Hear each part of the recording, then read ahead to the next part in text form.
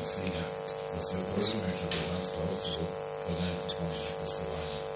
Meditirana Šri Krišnu, jer je on apsolutna istina i prvobitni uzrok svih uzroka stvaranja, održavanja i uništenja i očuvanja svemira. Izravno i neizravno svjetlost svih očuvanja i potpuno je narušenje višeg uzroka od njega nema. On je taj koji je na samom početku prenio životno na srcu Hrvatske prvobitnog živog bića. Obmanjuje čak velike mutacije koje podove, kao što je iluzorni obraz stavljaju mater i zemlje i očekivanje ljudi. Samo kroz njega materijalni svemir i privremeno očekovanje djelovanje prirode izgledaju stvarno iako su nestvarni. Stoga meditiram na njega Šri Krišnu, koji je vječno prisutan u transcendentalnom prebivalištu, zauvijek oslobođen iluzornog priviđenja materijalnog svijeta. Meditiram na njega jer on jest apsolutna istina. Shri Krishna Chaitanya Prabhu Nityananda Shri Advaita Gadadhara Srivasada Gaura Bhaktivinoda Hare Krishna Krishna Krishna Hare Hare Hare Rama Rama Rama Hare Hare.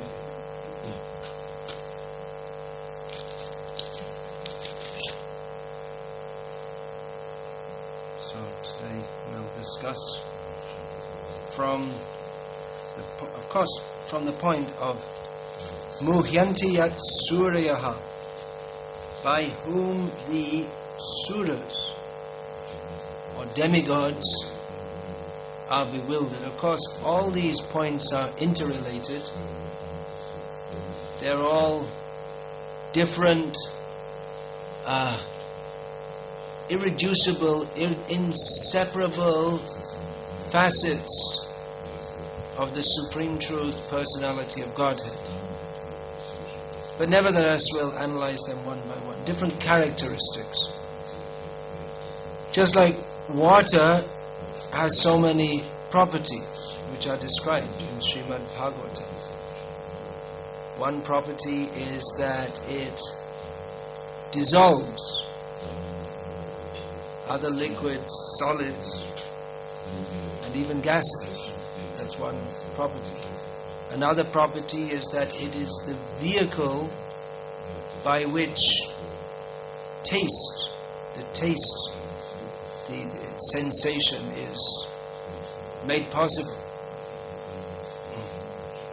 If you've ever taken very dry food and a very dry throat, then it's tasted, water is needed. Immediately the body provides some water. There are other properties of water.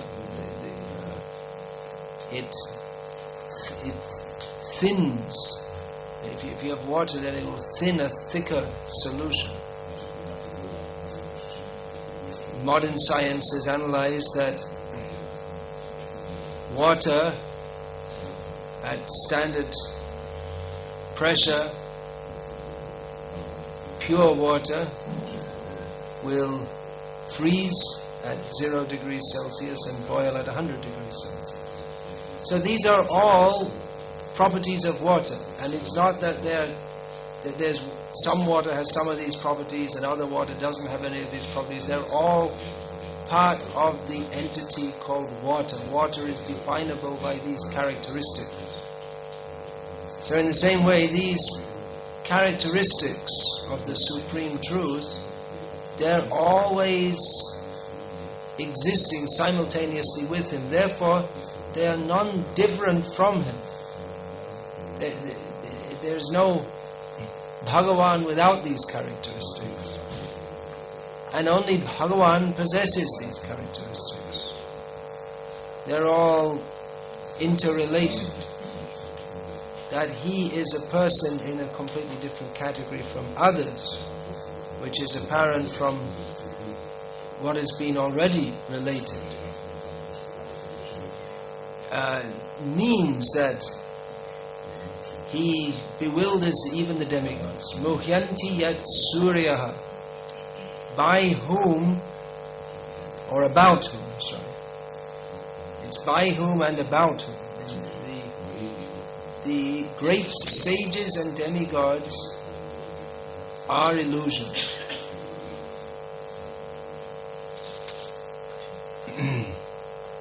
So anyway, even though all these characteristics are completely interrelated, we can still examine them one by one to appreciate them better.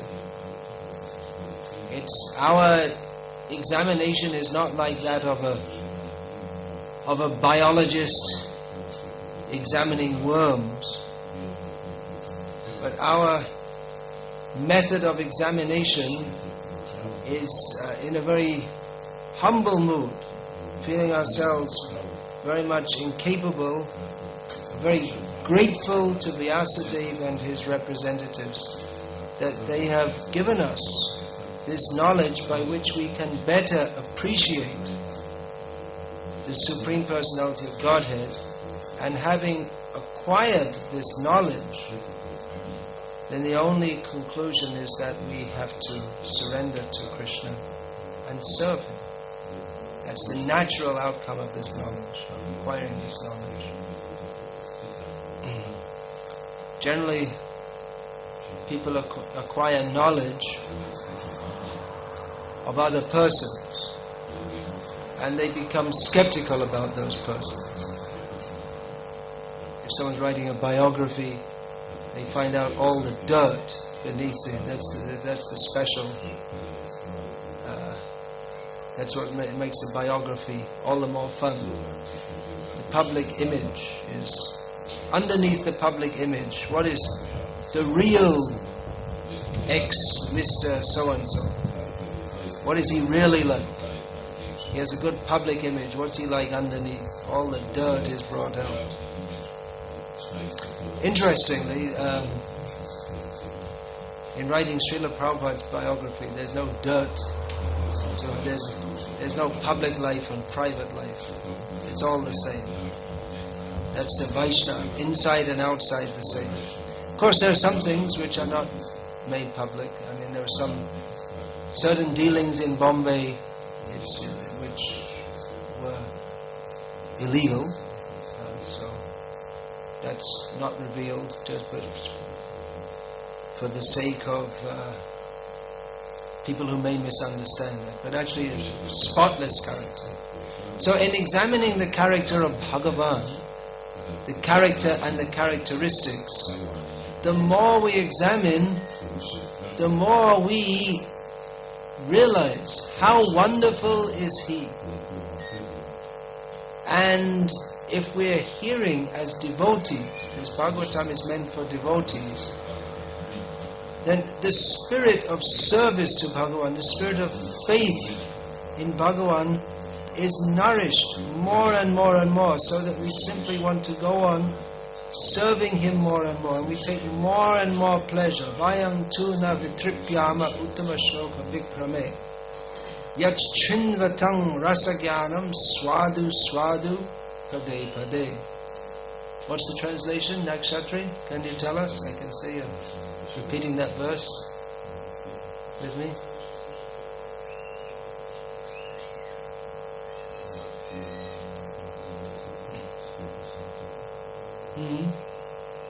We are not Vayam, but we have heard from you. Shonak Rishi, speaking on behalf of the other 59,999 or so rishis at Naimisharanya, said to Sutta Goswami that this is great, this is wonderful. You're telling us about Krishna and Bhakti, and it's wonderful. But we're not satisfied. We're not fully satisfied. We're satisfied, but we're not fully satisfied, because the more we hear, the more we want to hear. So it becomes impossible. You cannot. The devotee is always satisfied. Krishna Bhakta Nishkamate Vishanta. He's always satisfied. But in another way, he's always dissatisfied. He always wants more, more, more. Let us hear more and more. So let us hear today about how Krishna bewilders even the demigods. Now remember that this Srimad Bhagavatam, this is Vyasadeva's final contribution. He's compiled all the Vedas, and under his direction various Puranas have been compiled. The Upanishads have been written down, and Vedanta Sutra, all of this. Now in the Vedas, various demigods are praised as supreme in various places. And according to certain theories of modern Indologists, Vishnu is a later god. And in the earlier Vedic canon, C-A-N-O-N, not canon, the kind of canon that's popular in the Balkans. In the Vedic canon, Varuna, Indra, Agni, they appear to be the prominent gods. And Vishnu comes up later, and according to their theory that, anyway, Krishna was a village folk god who got identified with Vishnu. Actually, canon would be very good for these people.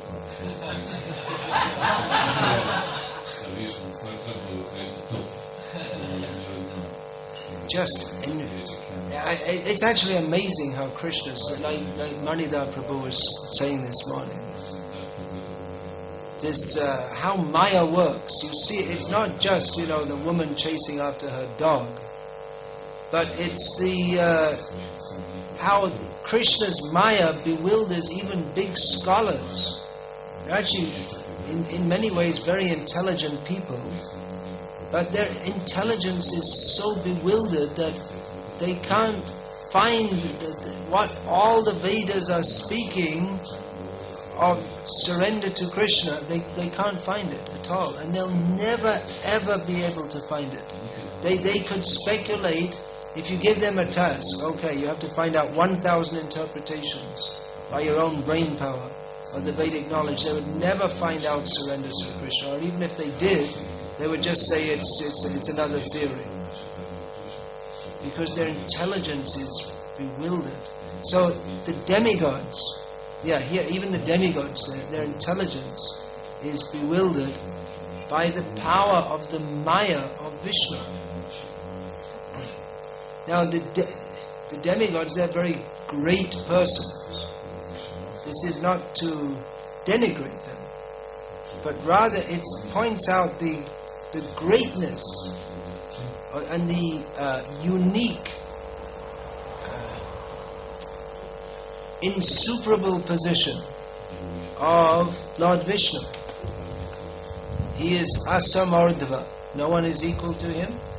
No one is above him. There's a verse in Bhagavad Gita in which Lord Krishna says the same thing. What is that verse? Just 2 lines, actually. Even less than 2 lines. Come on. It's a well-known verse. Matah parataram nanyat kinchid asti. That's the statement.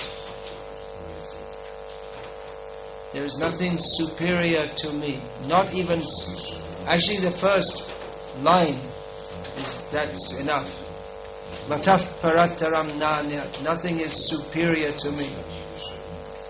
And then just to emphasize it, kinchid asti, not even slightly. Krishna is supreme. The demigods, they're not supreme. But they are very important people in the material world. Demigods are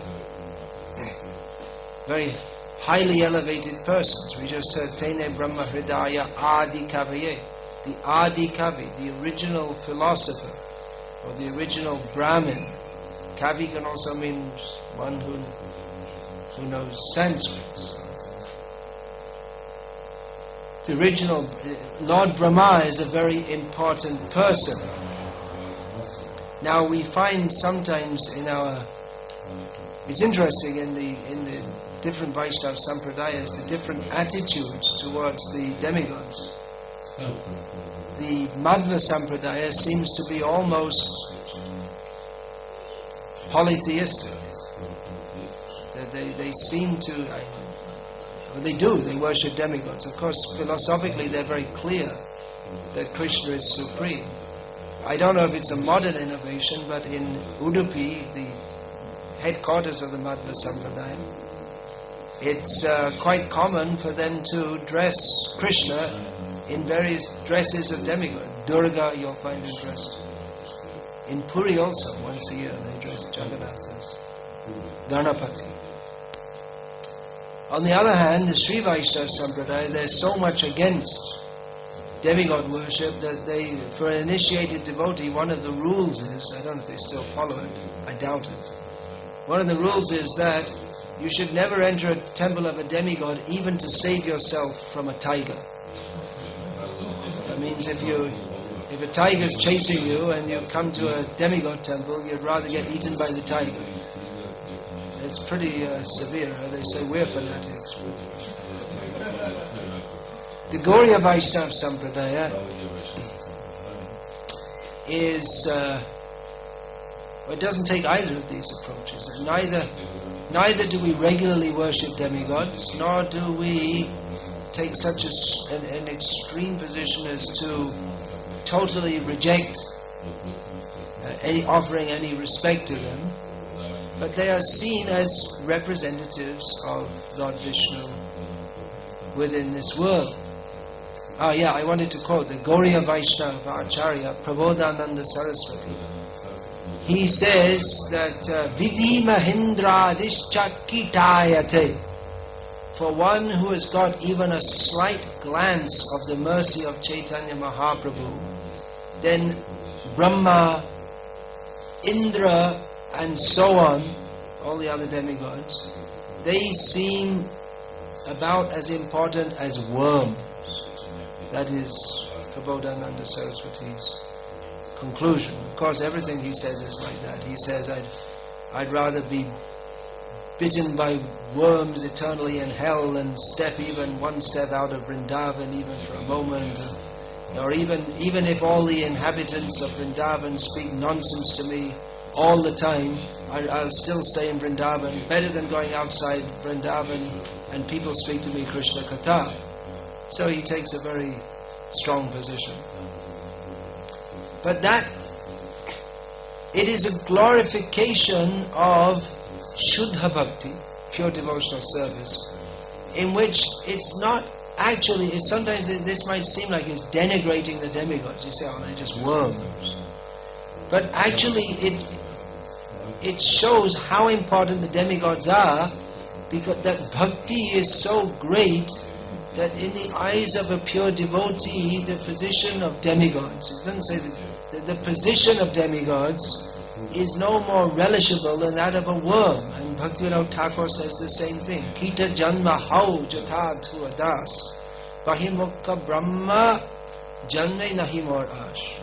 He says that I'd rather be born as a worm, if I can be your devotee, than be born as a Brahma and not be your devotee.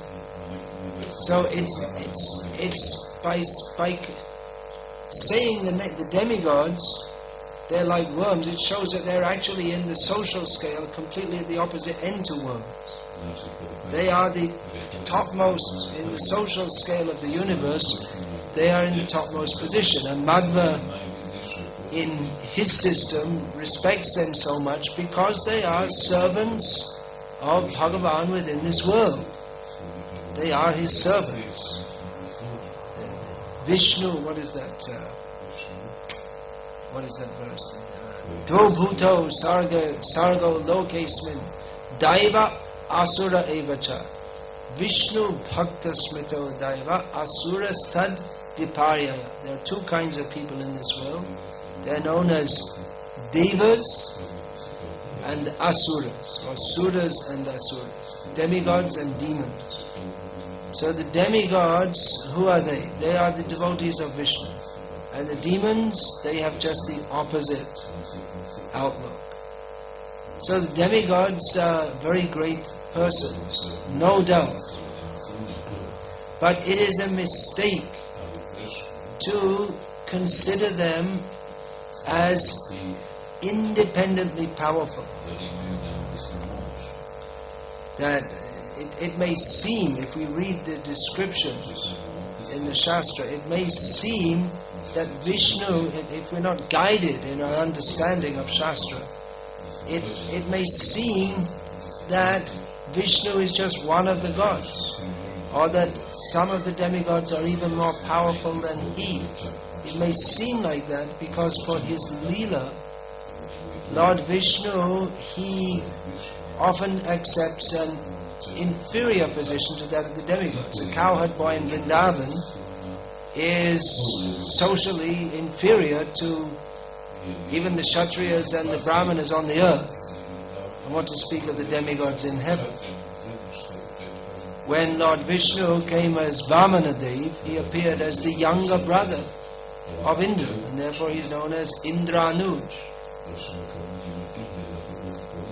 When he appeared as Lord Ramachandra, he worshipped Lord Shiva, as is famously quoted by Shaivites, who want to cite this as evidence that Lord Rama, Vishnu, is inferior to Lord Shiva. Lord Shiva is superior. So it may appear like that. But here in the topmost Shastra, Vyasadev's final contribution in his maturity, Srila Prabhupada makes this point in his translation of the second verse, that Vyasadeva, when after being blessed by Narada as Amoghadrik, that your vision is spotless, Vyasadeva compiled this Srimad Bhagavatam and gave the Vedyam Vastavam Atra Vastu, this subject, this is the actual subject, this is the actual topic, this is the actual substance, subject and substance of the Vedas, of all knowledge. So, we may perceive, or in Vedic culture, it may be perceived that there are many gods and Lord Vishnu is one of them, and even the demigods themselves might think like that. But that's just an example of the illusion that they are placed into by him, by his illusory energy. It is a mistake, it is not correct. If we are to receive actual knowledge of the supreme truth from the actual source, from the Bhagavata, there are two Bhagavatas, Ek Bhagavata Baro, Bhagavata Shastra, our Bhagavat Bhakta Bhakti Rasa Patra. There are two kinds of Bhagavats. The main one, or the central one, the big one, is Srimad Bhagavat Shastra. Narottam Das also says that in any, well, he says simply Madhyasta Bhagavat Puran, that if there's just Madhyasta means a mediator actually. If there's any discussion, then who will give the verdict? Srimad Bhagavatam gives the verdict. There may be discussions on various shastras, but the ultimate conclusion is to be given by the Bhagavat Puran. So this Bhagavat Shastra, that is central, and then there are the bhaktas who are the devotees, who are the receptacles. They're living within that bhakti rasa infuses their whole beings. They are also Bhagavata. Bhagavat means in relation to Bhagavan. So the devotees, they are living in the bliss of Bhakti Ras, which is described in Srimad Bhagavatam, not only described, but which is inherent to Srimad Bhagavatam, because Bhagavatam is Krishna. Bhagavat is, the Srimad Bhagavatam is full of rasa. It's not just a theoretical description of rasa, but actually it is Raso Vai Saha. It is composed of rasa. Srimad Bhagavatam is composed of rasa. And although we say there's philosophy and rasa, actually that in perfection that there's no difference between them. Advaya Gyan, this is described, this Vedanti Tat, what is that? Vedanti Tat Tatavidas Tattvam Yaj Jnanam Advayam. This tattva, or this knowledge, it is of the Supreme, it is one principle. So philosophy and rasa, we may think that they, or we may consider, we may categorize them as separate, but actually in perfection they come to the same thing, because perfection is Krishna, and He is Raso Vaisaha, and He is Vedyam Vastavamatra Vastu. He is knowledge and the object of knowledge. Vedaishta Saveraham Eva Vedaha. So He is knowledge, He is the object of knowledge, and He is the... Actually, yesterday we were reading the Shankaracharya's conclusion, Gyatri, Gyata and Gyeya. They are all one, which is true in the case of Krishna. He is knowledge, the object of knowledge, and the knower. But then, if Krishna, He's also replete with His multiple energies. So it's not that every knower and every knowledge are all the same. That's true with Krishna. So the demigods, they themselves may be bewildered about this. They're servants of Krishna, but they are generally sakam bhaktas. They have material desires. They're given some job in managing the universe, and the tendency to think, I am the boss, I am great, that may arise in their personality, and they may have that position because they desire that also. They're very pious persons, but at the same time there's some admixture of the illusion in their consciousness. So He illusions them. They have knowledge of Him, but at the same time that knowledge, they don't. It may be that they don't always fully realize it due to their material attachments. We'll find in the Bhagavatam in various places prayers by the demigods, very beautiful prayers to Lord Vishnu, very beautiful and very meaningful. If they weren't meaningful, they wouldn't be in the Bhagavatam. So the demigods, they recite these prayers, but it appears that they may not all of them will have full realization of that because of their material attachments.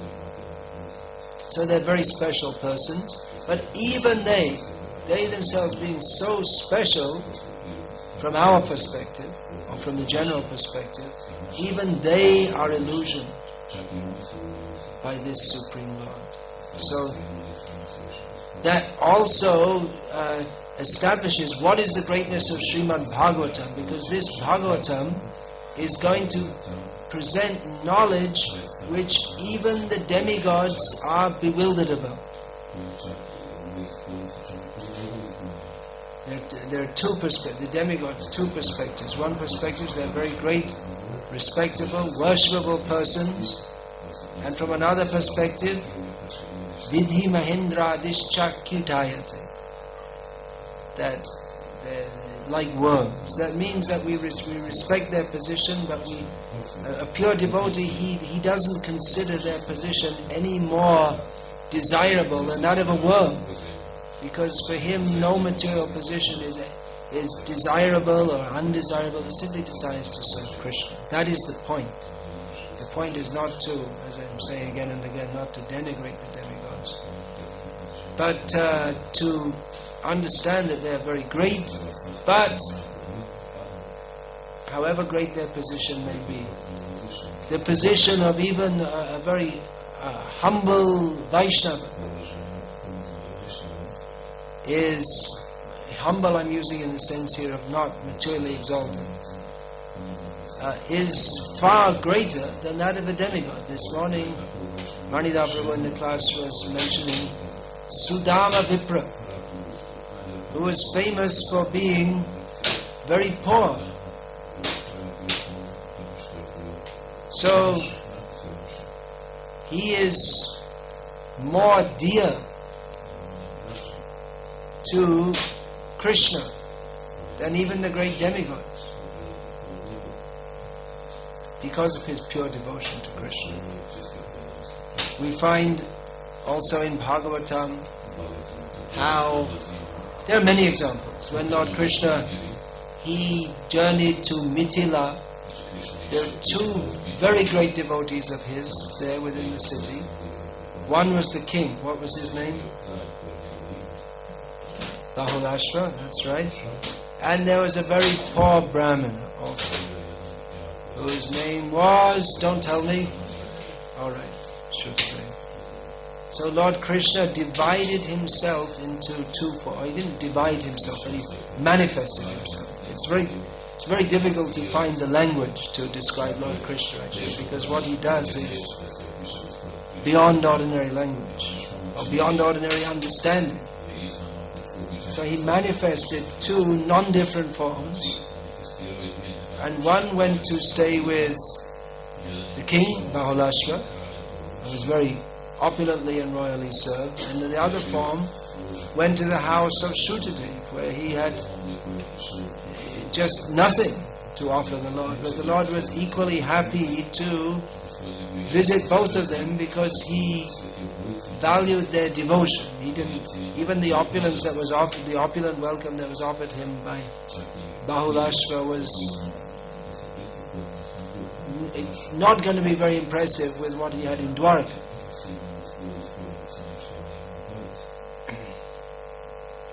So Krishna is partial to his devotees. Bhakti, the value of this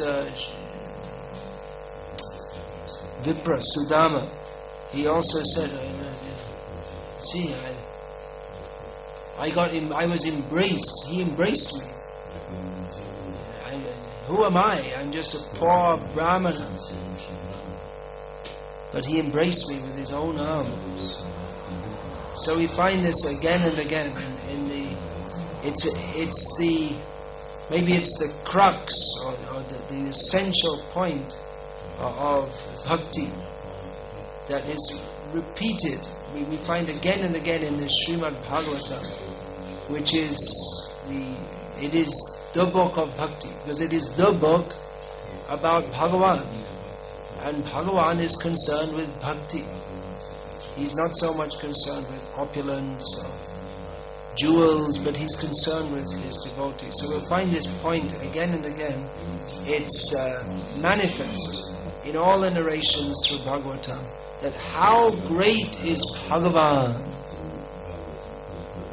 and how great his greatest quality is his bhakta vatsalya, his affection or his mercy toward his devotees. That even though the devotees, Krishna doesn't see the material position of the devotees. It doesn't matter whether they're a king or a PhD or whatever they may be. Krishna wants to see the devotion. He's satisfied with patrang, pushpang, phalam, toyam, leaf, flower, fruit, water, if it's offered with devotion. But there's the famous story.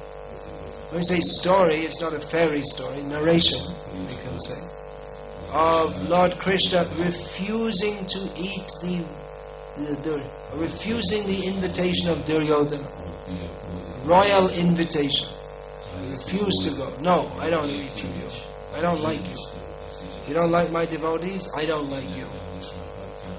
And then he visited the hut of Vidur, and Vidur's wife, seeing him come, was so much happy. She wanted to offer him something to eat. She only had bananas in her. So in ecstasy, she was peeling the bananas and giving them to Krishna, but in ecstasy, she got a little mixed up, so she was throwing away the banana and giving Krishna the skin. But Krishna ate it anyway, because it's given with devotion. How can I refuse it? So this is a famous anecdote of how Krishna, even though he is so great, so powerful, so opulent, and we are totally dependent upon him in every way. That's the whole universe is totally dependent upon him. That's described in the narration of the Purusha Sukta, that all the ingredients of the universe may be there, everything is there. But until the Supreme Lord enters, there's no life. He is Jagajiva. He is the life of the universe. Literally. He is the life of all lives. Even though we're totally dependent upon Him, totally inferior to Him, He is infinitely great, and we are infinitesimally small, but still He extends Himself to His devotees and treats them as if they were His very dear friends, which they are. He makes Himself subordinate to His devotees. This is a great mystery of the Bhagavatam. Here we have the word Swarat. He is independent. That is a defining characteristic of the Supreme Personality of God, that He is independent. And again later on in Bhagavatam, in the 9th canto, we'll find Aham Bhakta Paradhino Nahi Swatantra Eva Dvija.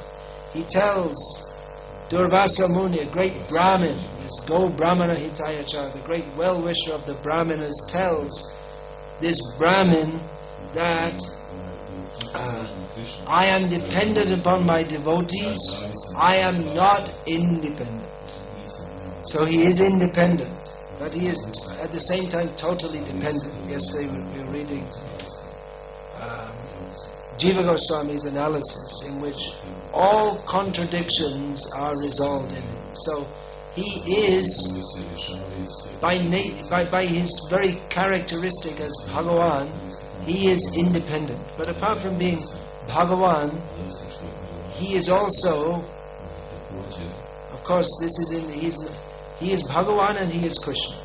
Krishna is Bhagavan. He's not Bhagavan and Krishna. But apart from the Dhum-dham, the Razmatas. Do you have any word like that? Razmatas. The of being Bhagavan. I can translate that into that word.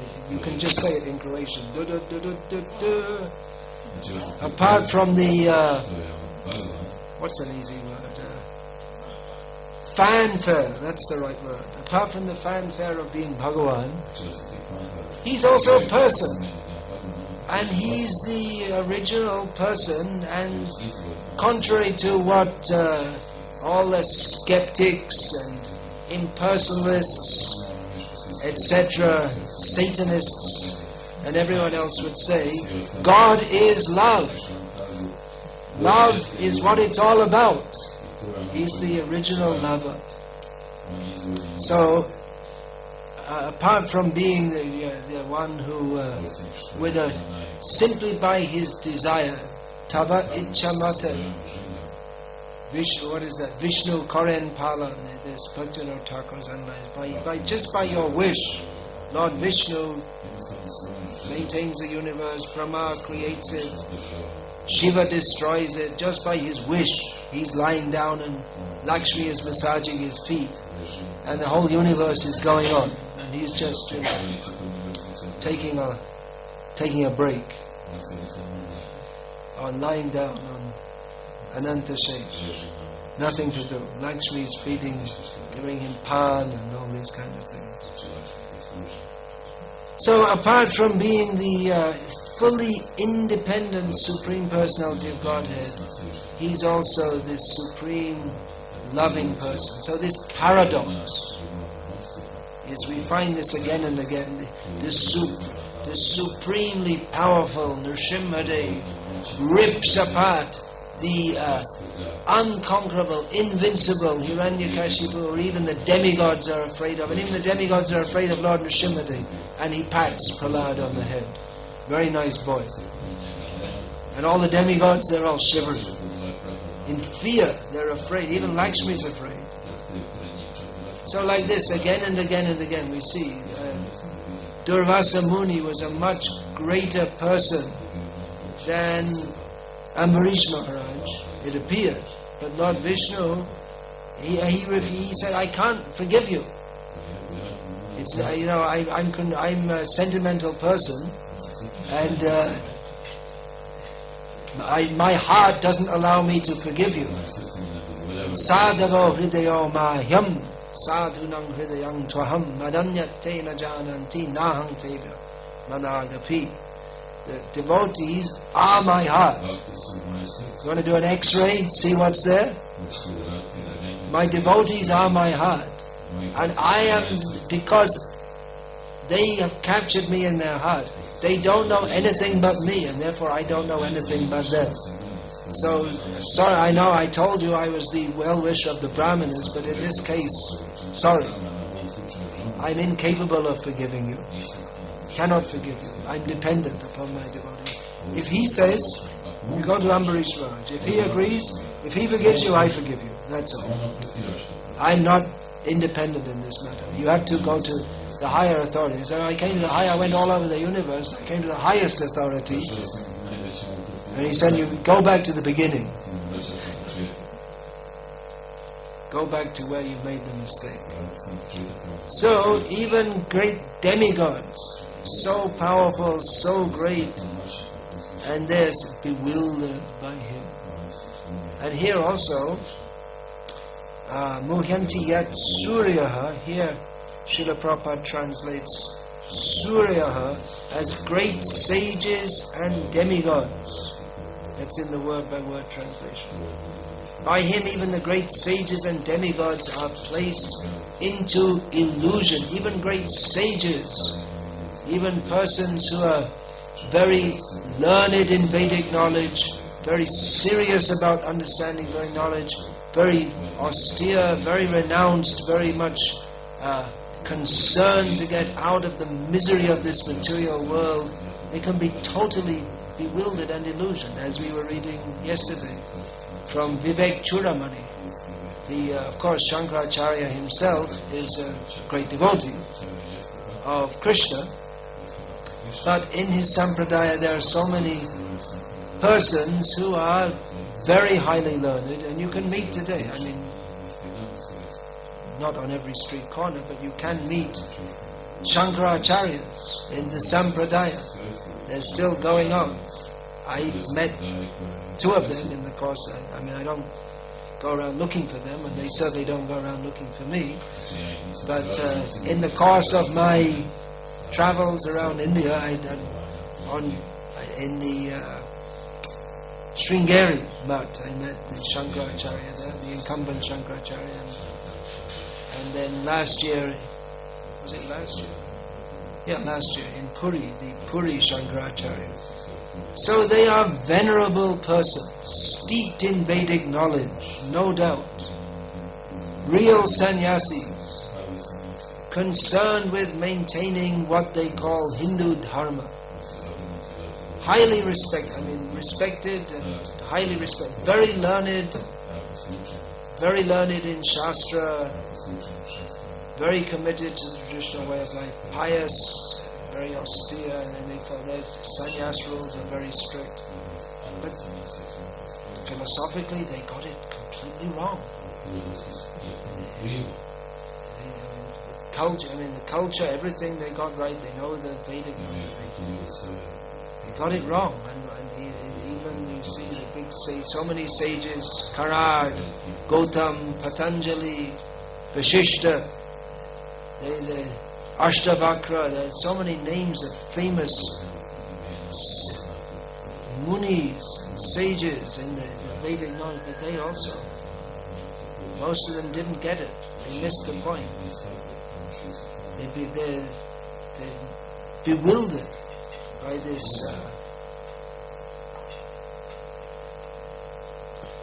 Bahiranga Shakti, externally. They're thinking they got to the point.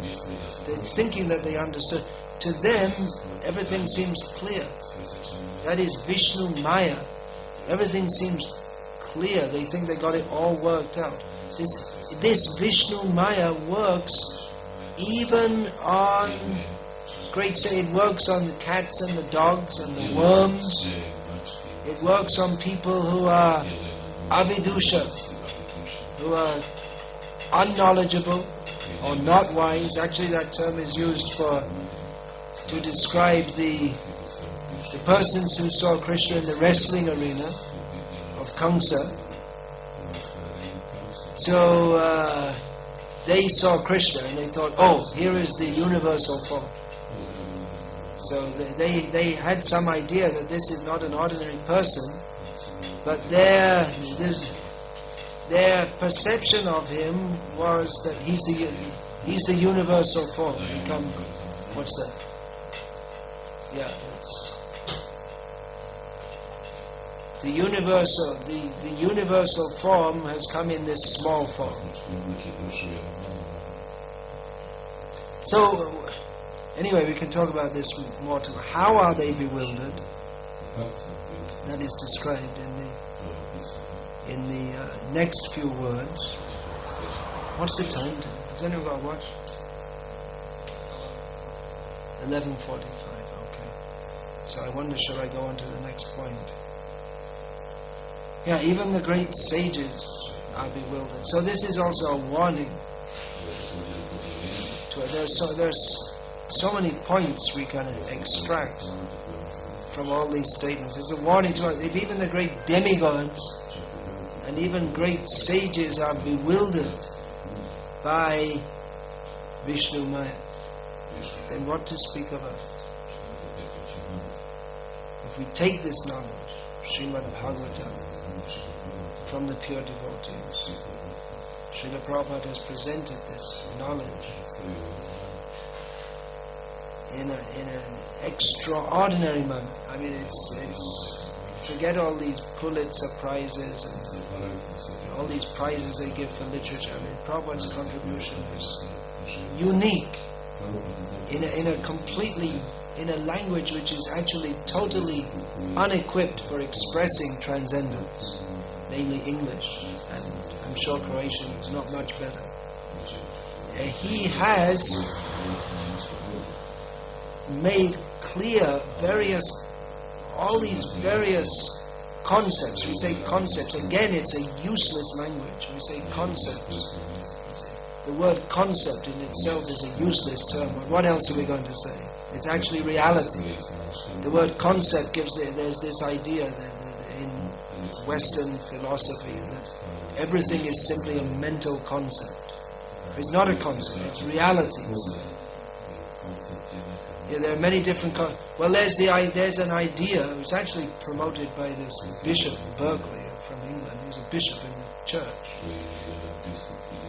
That of course he wasn't the first, but he gave this idea that everything there's no actual substance. It's just everything is just all in the mind. That's all. Everything is just a mental concept. And so it's quite common. You probably meet when you're preaching here in the West. You meet people, and then they say, "Well, I think good and bad. These are just different mental concepts." In other words, there's no difference between good and bad. So I can just do whatever I like. It all comes down. All these so-called high-sounding philosophies. It all comes down to. I could put it in a very gross way. Sex.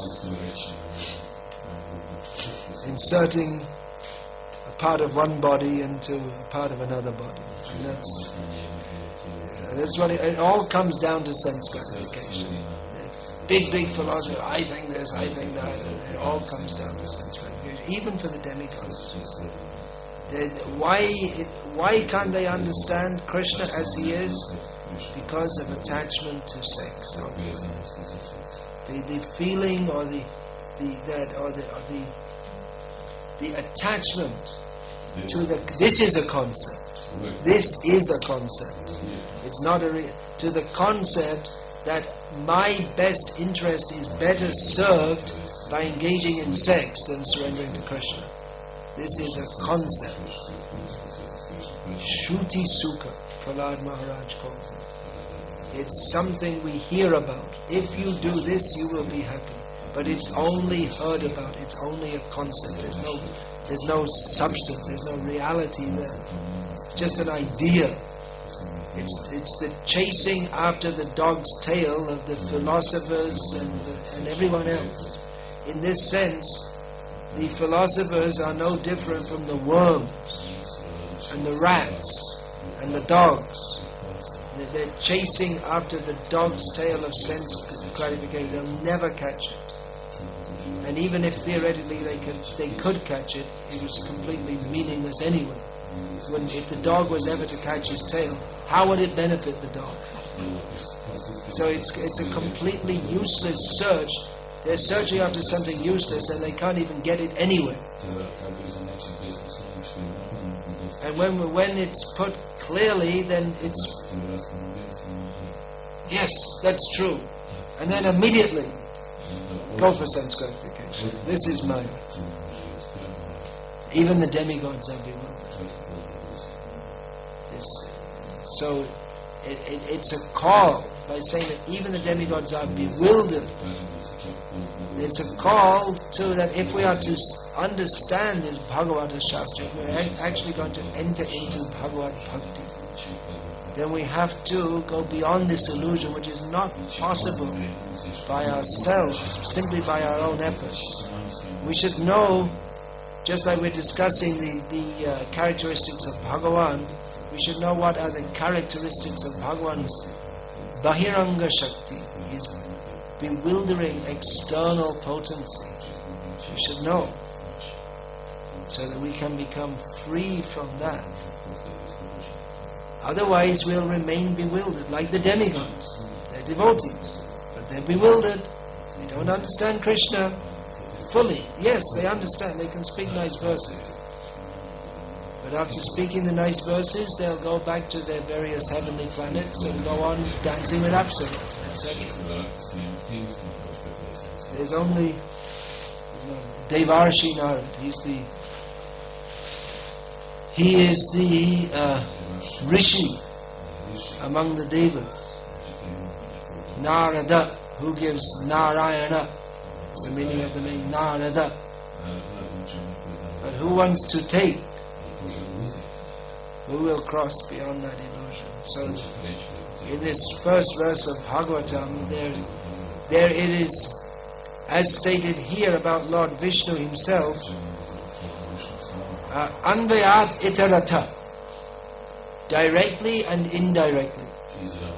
He is conscious of everything. So directly and indirectly, this first verse of Bhagavatam contains everything in the Srimad Bhagavatam. Directly and indirectly, everything is there. So it's very important to understand this first verse, especially the first 3 verses of Bhagavatam. If we discuss it more, if we discuss these more and more and more, then our appreciation of the rest of Bhagavatam, and that means of Krishna, because Krishna is the subject of the Bhagavatam, he is the Bhagavatam, that will increase also more and more and more. So are there any questions, please, about this? Yes, please.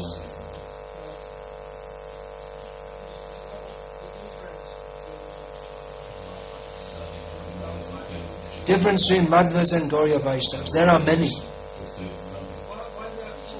Why are we called the Madhva Gauriya Vaishnava Sampradaya? Because Chaitanya Mahaprabhu accepted initiation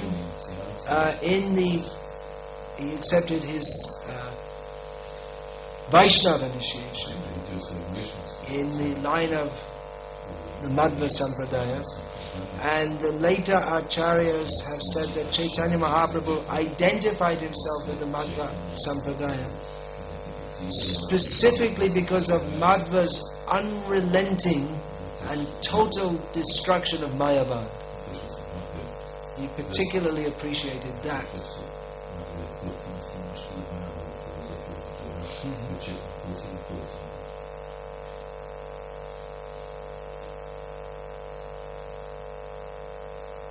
Write a book about it.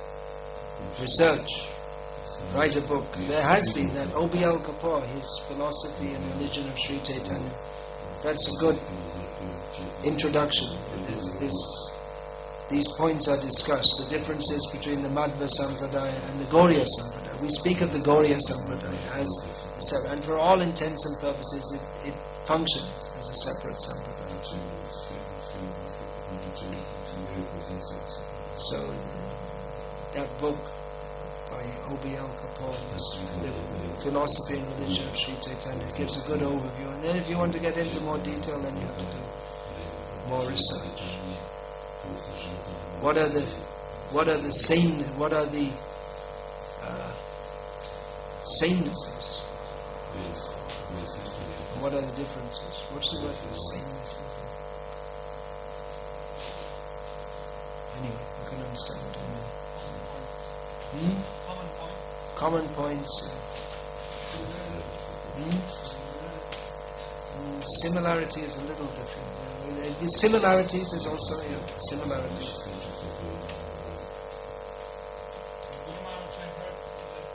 Some acharyas told that in 10 offenses to the holy name, also we should not be disrespectful to the demigods. We should not be disrespectful to the demigods. So in our due course of preaching, in which sense? Well, that's definitely stated there in the Bhakti Rasamrita Sindhu, Nectar of Devotion. So Neither do we regularly worship the demigods. We can worship them, but not regularly. Worship means, in India we may be passing some temple of Durga or Shiva. We may not just be passing. We may deliberately go and visit it. If we go to there are many important. There's important temples of Lord Shiva, and if we just like. I think it was last September or something, I went to Ujjain for the first time, and that's a famous temple of Lord Shiva. So we went to visit it. And when we visited, we recited the prayer from Brahma Samhita, glorifying Lord Shiva as a great devotee of Govinda. What's that verse? Come on. Anyone?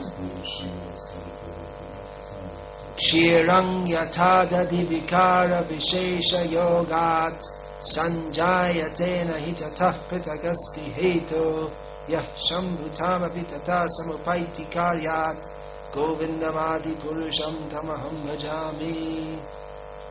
Please learn these basic shlokas. I mean, you've learned, but I know it's after breakfast. But you should know. Of course, it's one thing about preaching in the West is that you're just trying to give people some prasadam. That's about as far as it goes usually. Preaching in India means you have to get loaded up with shlokas, but it's for our own sadhana also. To understand this philosophy and enter into it, we should learn shlokas. That is one advantage of living in India, is that we have to, I mean, it's part of our preaching, we have to quote shlokas all the time. But it is important to know these verses. Those of you who are doing deity worship should recite this. Do you recite this daily? No? What do you recite? Sri Sukta? Oh, okay. You're a Shin Bhakta. The Brahma Samhita, this 5th chapter, it's important to recite this. Because it is within this 5th chapter, there's the summary of the whole Srimad Bhagavatam, all the philosophical points of the Bhagavatam are right there. And not in the whole 5th chapter, but in the Govindamadi Purusham, verse 29 up to whatever it is, Shriya Kanta. There's a complete overview of the points of the Srimad Bhagavatam. So if we're going past the Shiva temple, or we will go and we'll recite this. And we'll bow down to Lord Shiva. But we're not, it's not part of our daily ritual to worship Lord Shiva.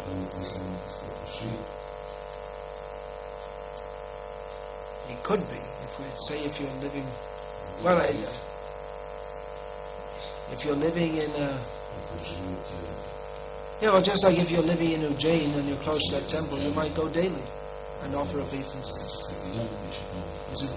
Lord Shiva is our guru, so we should go daily. We should offer obeisances to the guru.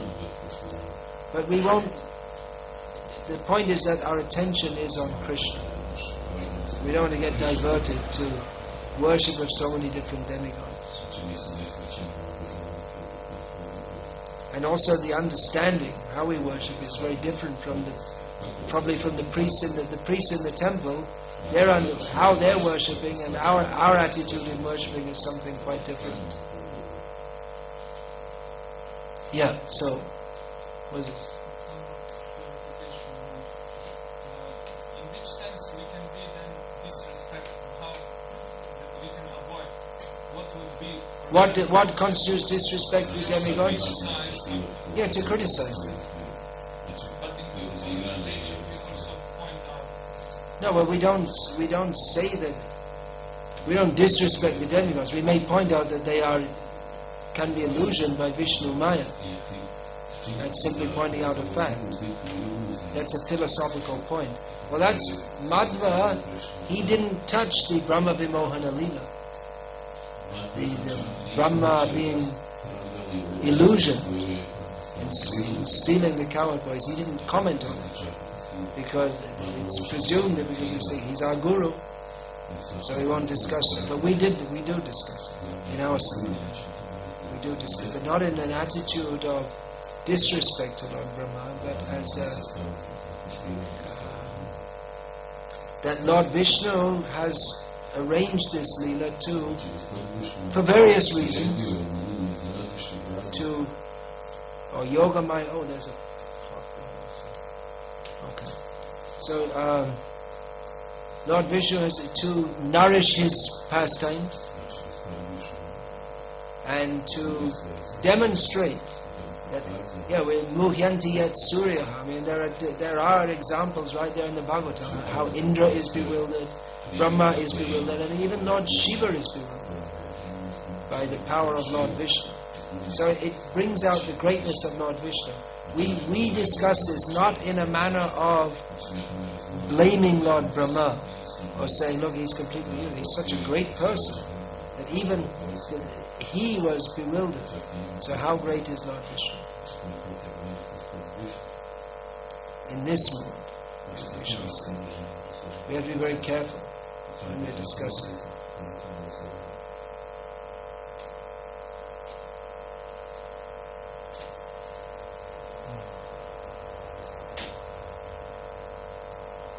Alright, so we'll finish there.